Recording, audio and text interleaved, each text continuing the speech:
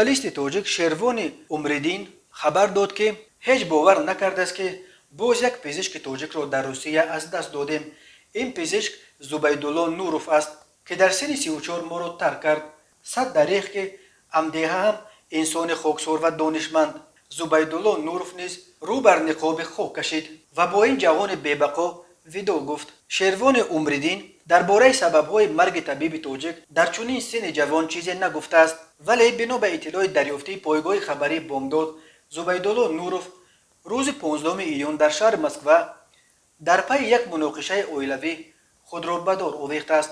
زبیدالله نوروف زاده دهه رکناباد جماعت واروی پنجکند دانشگاه طبی تاجیکستان به نام ابوعلی ابن سینا را ختم کرده 3 سال آخر در یکی از بیمارستان‌های شهر مسکو روسیه به حیث طبیب ارتوپد کار میکرد. او از خود 2 فرزند، یک پسر و دختر خردسال به جا گذاشت. انتظار می‌رود جنازه زبیدالله نوروف روز 18 ایون با هواپیما به تاجیکستان آورده شده در زادگاهش در دهه رکناباد به خاک سپرده شود.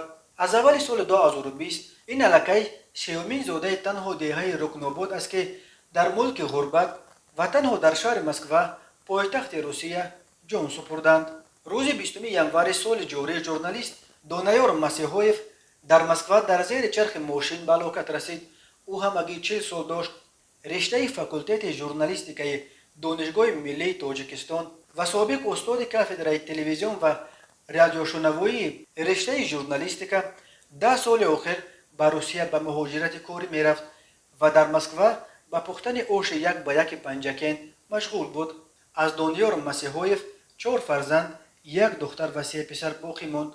روز 21 مارت مهراج‌الدین عنایتوف یک زاده دیگر رکناباد را در مسکو برق زد. مهراج‌الدین همگی 28 سال داشت و مجرد از دنیا رفته نشانه از خود باقی نگذاشت.